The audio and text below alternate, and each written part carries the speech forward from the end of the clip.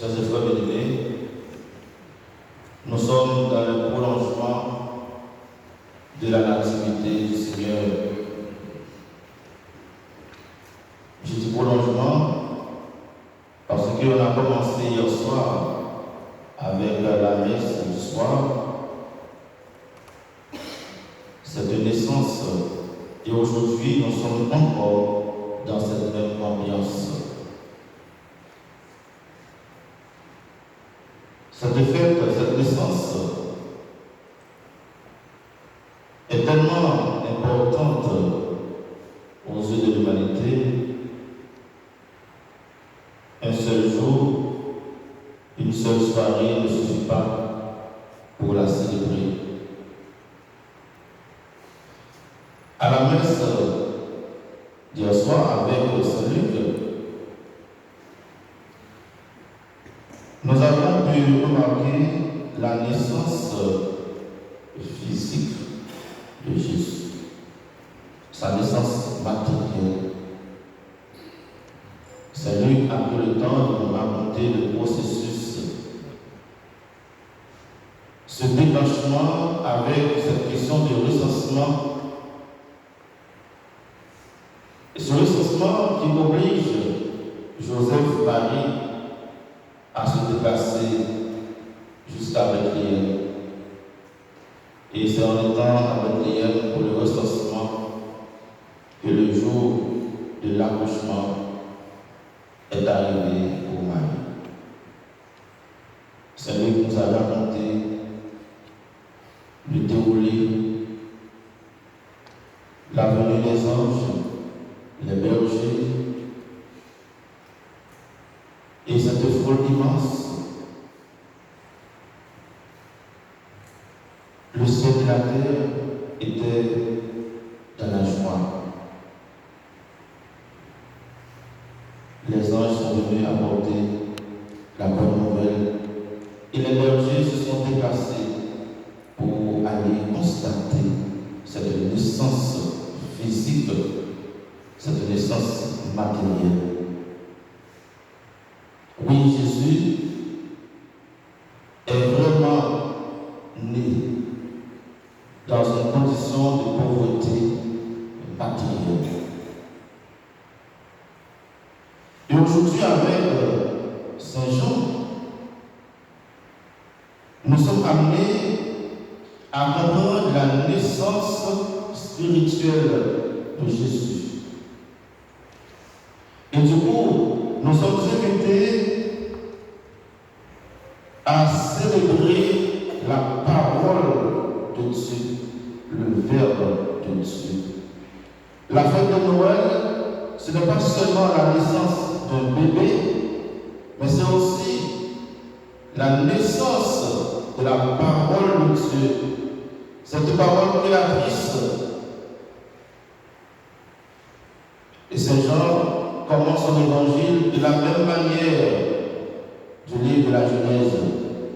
Au commencement, Dieu créa le ciel et la terre. Au commencement était le Verbe, et le Verbe était auprès de Dieu, et le Verbe était Dieu. C'est le Logos. Ce Logos, préexistant et éternel,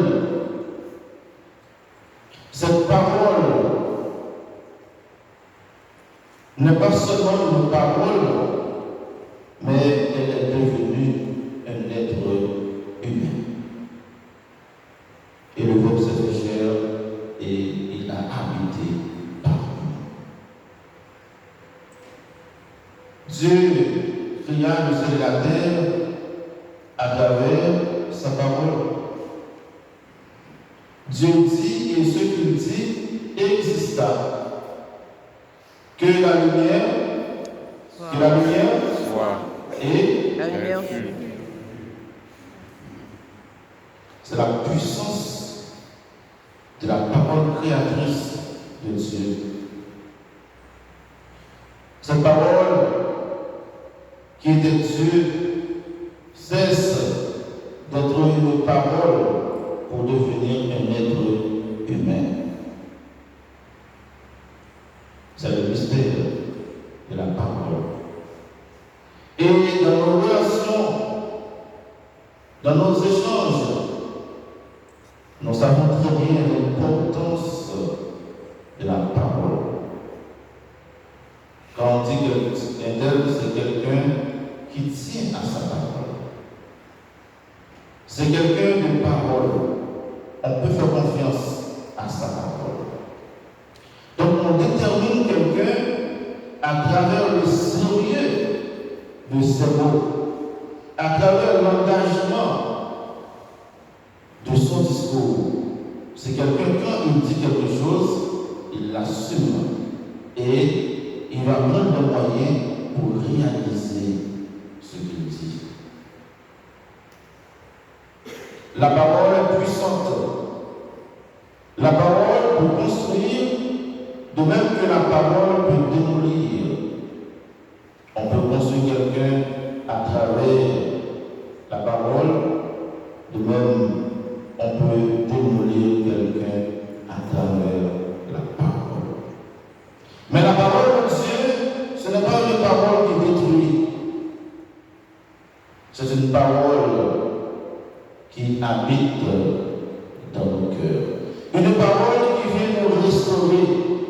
Une parole qui vient nous redonner notre dignité comme être humain.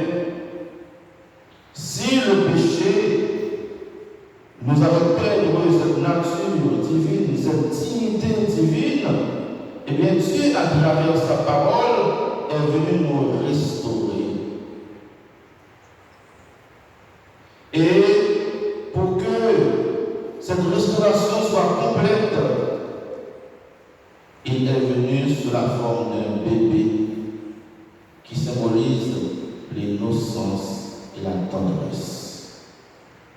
Donc la parole de Dieu, c'est d'abord une parole de tendresse, une parole d'amour, une parole de générosité, une parole de miséricorde. Et la Vierge Marie est considérée comme cette femme qui d'abord a accueilli cette parole et ensuite pour donner naissance à cette parole. Nous pensons à cet Augustin qui dit, Marie, avant d'avoir enfanté Jésus physiquement, l'avait déjà enfanté spirituellement. Marie, comme juive, comme croyante, avait déjà épousé cette parole. Marie avait déjà mis sa confiance et sa foi dans la parole de Dieu. Cette parole était pour elle l'aliment qui nourrit sa vie, l'aliment qui oriente sa vie.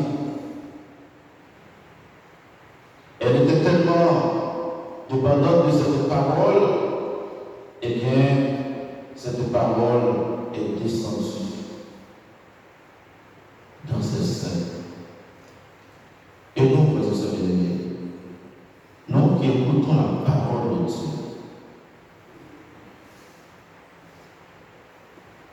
est-ce que nous donnons une place à cette parole dans notre vie? Est-ce que nous nous laissons orienter et diriger par cette parole? Comme la Vierge Marie, est-ce que nous donnons naissance à cette parole divine?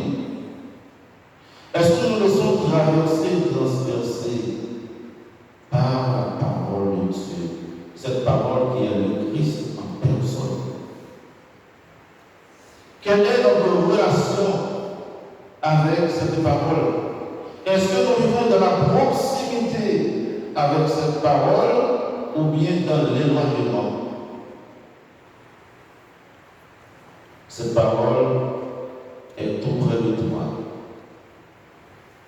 On dit le Seigneur dans le livre du Deutéronome. Elle est dans ta bouche.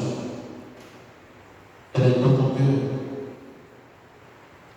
Ce n'est pas une parole lointaine, c'est une parole qui se fait proche. L'Emmanuel, Dieu avec nous. Comme être humain, nous avons besoin d'écouter cette parole. Nous avons besoin de tracer notre vie sur la base de cette parole. Jésus l'a dit, l'homme ne vit pas seulement du pain, mais aussi de toute parole qui sort de la bouche de Dieu. Et cette parole, c'est Jésus-Christ en personne. Et Jésus, durant son ministère, a guéri les gens à travers quoi? À travers sa parole.